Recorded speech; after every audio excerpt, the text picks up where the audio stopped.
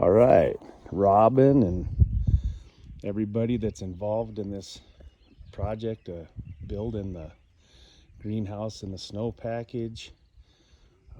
I'm Todd with Barkley's Homegrown, Todd Barkley, and we built this one in the summer of 2021, and just some of the things that don't come with the package and that I think you need. The back tin does not come with the package. Now, we used these mega panels, which are seconds from like construction projects. We have a local recycling place, Baker Metal and Recycling in Baker, and they carry a lot of seconds.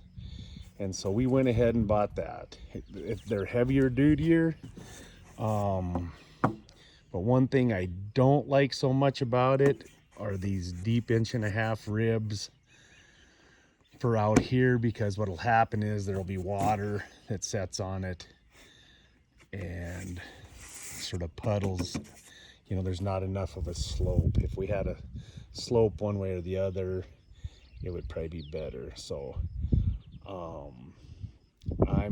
I'm maybe not suggesting this super steel for the outside, but I definitely would suggest it for the inside for the retaining walls.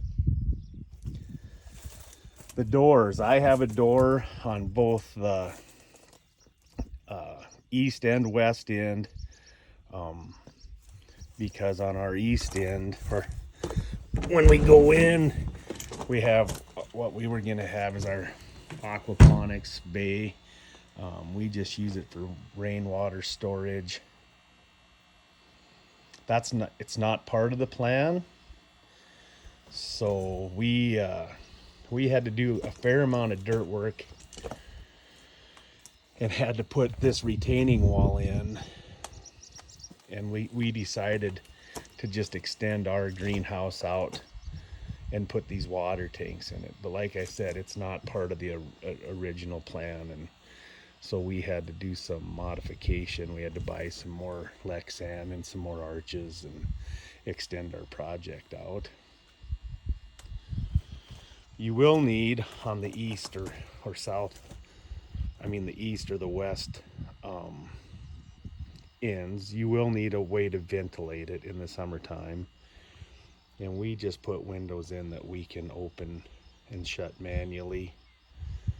That way in the summer or in the winter time, we can shut them up and lock them up, and we don't have to worry about as much about the air getting out, in and out. In some of the designs, there's actually a louver on this end. So when your cooling fans kick in on the other side, the louvers will open up and it'll ventilate that way. We're up here every morning anyway, so we just, in the summertime, elect to open that up, and then we actually open the door also to get more ventilation and to let some pollinator species in. As we were sitting here talking, a wasp went in, which they're actually a pollinator, but they also like to eat on our produce. One of the things that I highly suggest is the guardrail. And this does not come with the package when you buy it. But that guardrail is 12-inch guardrail, and it's fastened to the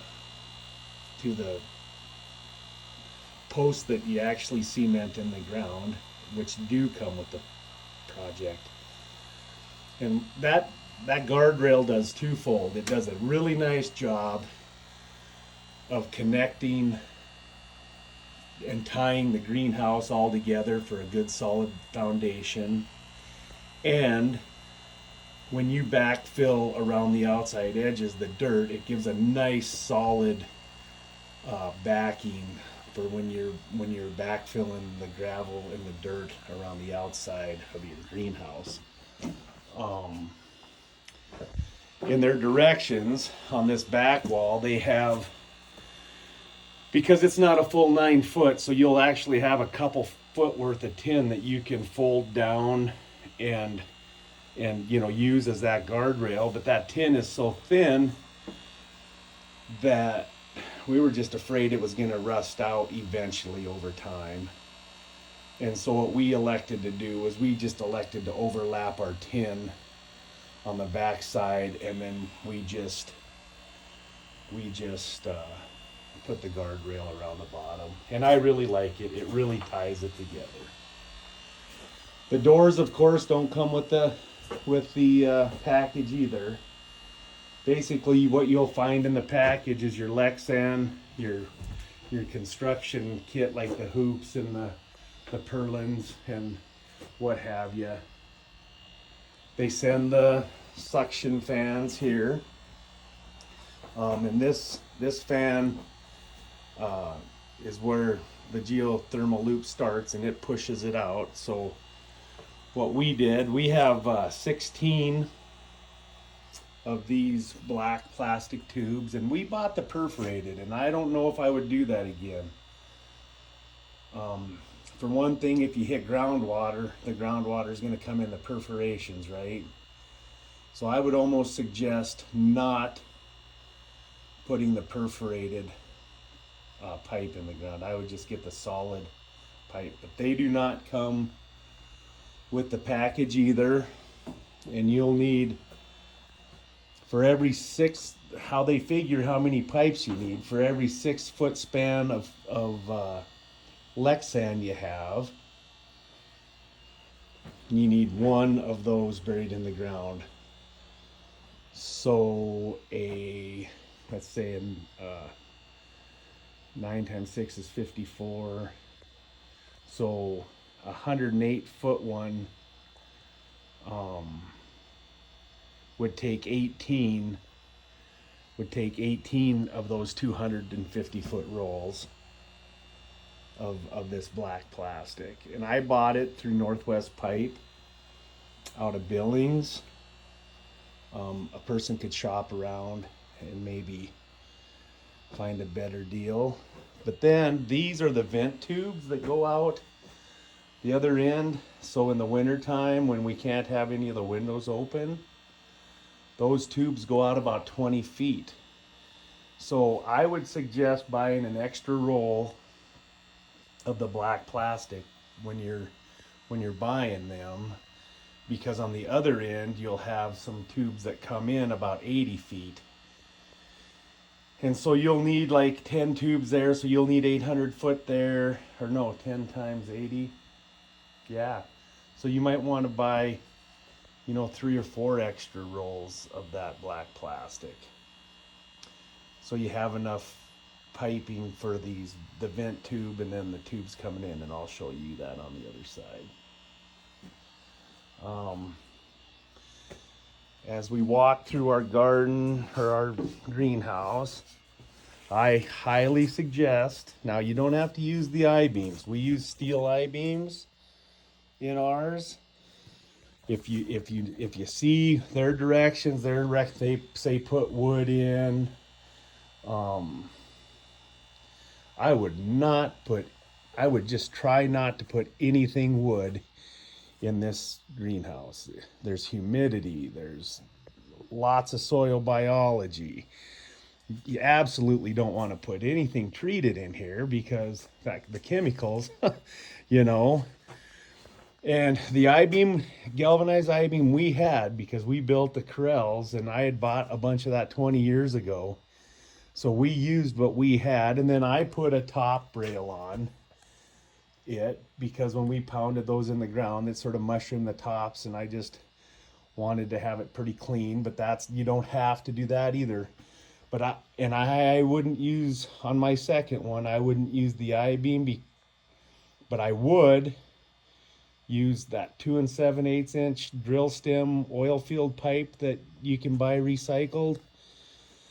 instead of wood, I would definitely drive them in the ground every 6 foot. And I guess I would strongly suggest buying this mega panel steel sheets to put as your retaining wall. It's just so much stronger than regular tin. And and you know, if you buy it at one of your like metal places, you can buy the seconds. It's not extremely expensive, but it's so much better. So this is like the steps going up to our water tank room, but that doesn't come in the package, and we put that in extra. And they highly recommend not doing anything, you know, without contacting them. And I contacted them, and I told them I was going to use it for water storage, and that I wasn't afraid to using some supplemental heat in the wintertime. So they said, well, you know, just so you know, you might have to use a little supplemental heat. But one thing that's nice and sort of counteracts it is water holds 3 times the thermal unit as soil. So when we have these filled up in the wintertime, they actually also work as a heat sink for us. But the end of our greenhouse normally would have been right at the end of this box. So this pole or arch right here would have been the end of our greenhouse, you know, and it would have just come across, and there would have been a wall. And about only thing out of the ground here would have been just the hoop, basically you're 7 foot high, and then this would be the wall that your exhaust tubes. See, our exhaust tubes are right there where they were supposed to be also, because this was an after fact. So we had our exhaust tubes and our geothermal loop tubes, you know, right where they were supposed to be initially. Okay. Instead of doing the 8 foot plastic outside, being we spray foamed, and I highly suggest the spray foaming of the walls to seal it up. I just had them spray foam a 3 foot, you know, I on the back side of our guardrail, and then out 3 foot, I had them just spray foam instead of laying the foam boards and then the plastic down. And one of the things I forgot to do was got the insulation the way we were supposed to, and then I forgot to put the plastic down. We're only in a 9 to 12 inch rainfall, so I don't think we've noticed any problems with not having that plastic there. But that is something we didn't do and probably should have. A couple pieces, I think, of equipment that really made our build easier was a laser. Oh, not necessarily a laser level, but a laser. Oh, to make sure we had the height of the ground rods at the right place. I can't think of it right now. But one of those, and you know, I bought a new one. It was $450, and it was just a must for keeping our everything on the level. Another thing that I had was a gas chop saw, a steel gas chop saw. You know, you're not building cabinets when you're building this, and just really nice to mark this steel with that chop saw and be able to cut it with a chop saw. It just sped everything up really nice. A couple of the add-ons that we did a walkway, and again we used the guardrail. I've just bought a bundle of that guardrail. I can use it on my ranch, so that was an easy enough thing for me to do. I would have narrowed this top grow bed to 3.5 foot, and the 4 foot might have been fine, but then we put this 8 inch header on the top of our I-beams, and it's really hard for Molly to reach out over there. And also it's going to get us a little bit crowded for our trees down here. Another thing that I highly suggest, and they don't suggest this, but I would do everything you possibly can as far as filling, bringing dirt into your grow beds, doing your retaining walls. I would highly suggest doing everything that you want to do in here before you ever put your back wall up and your Lexan up. Okay? Just because once you close the ends in, and you have to close the ends in once you get that plastic up, because it'll blow away on you and that will be a wreck. Okay? So have your basement dug, have your geothermals dug, get your retaining walls in, bring all your fill dirt that you want to make your grow beds on both sides in. You're gonna have to do a little bit on the entrance to, once everything's closed up, but it will just save so much physical work if you can bring in this dirt with a loader or a skid steer or something instead of a wheelbarrow and a shovel. Okay. When we did ours, of course, we were going to put the aquaponics bay on that end. So we wanted electricity the full length. And we did, and we have $7,000 tied up in our electricity. And I would have cut the amount of boxes we had by a third. I would only had, I think we have 6 of them in here, and I would have only put 2 of them in here probably. We do not use these outlets very much at all. Okay. One in the center for fans and everything. And one on each end probably would have been adequate. Another thing I did that they didn't do, they want you to change the wiring in these thermostats. And I just have 2 thermostats, one on the high end for when it gets above 85 degrees in here, and one when it drops below 55. That way I don't have to mess with redoing the wiring on the back side of these thermostats. It's going to be $140 extra, but it's just, I think, well worth it not to have the hassle.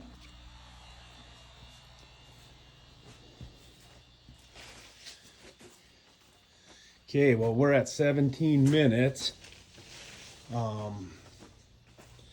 I guess the reason I like the walkway in here is because for us vertically challenged people, we can reach up into our grow beds.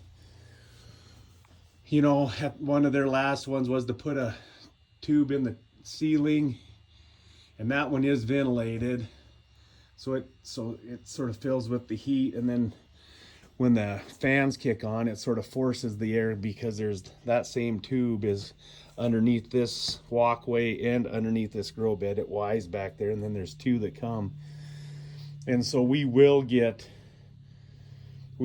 some heat off of the ceiling pumped into the grow bed, and it will, warm that heat sink up. And this is our peach tree. I suggest not putting a peach tree in your greenhouse. It's obnoxious. It grows and grows and grows, takes up a lot of space.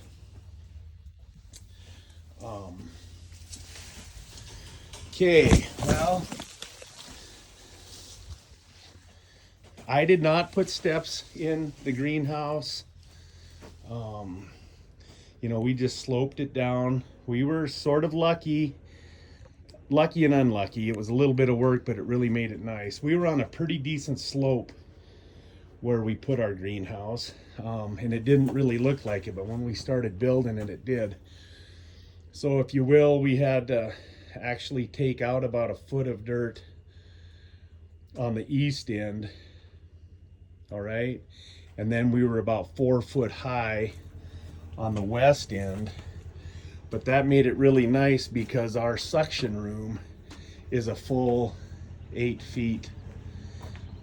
All right, Kendall, our hired hand, just pointed out that we have a bumblebee in our greenhouse, which is awesome because they're a native pollinator. So what made that nice is we have a really nice workroom in our suction room because it's the full 7 foot plus 4, so it's the full like 11 foot or 10 foot, and then we just drop right down into our grill room. And what we did to compensate that is we put guardrail, so our bottom base walls are just guardrail stacked on top of each other, so it just worked out really good. Obviously all the electrical you got to buy yourself. The suction fans or the cooling fans you have to buy yourself. All the internal doors and woods and windows you have to purchase yourself, and any of the supplemental heat. I would only buy one suction fan or one cooling fan for mine. And our grow bed is in there, including the water tanks, is like 96 feet. Okay, and I would only put one of these big cooling fans on one end, and then I would to the same, because the thermostat's in the middle and ours is high in the peak, and these fans are wired into those thermostats, or that one circuit is. I would put a fan in the middle hooked up to that circuit, so when it kicks on, that center fan would kick on also. And that would save you about $900 because I think these fans are $900 a piece. So that's what I would do. Okay, this is probably just the first of many that I'm gonna do this way, because we're clear down in the southeast corner. Would love to be there, but that might be a challenge. But for now, guys, watch this, and if you have any questions, I'd be more than happy to answer them.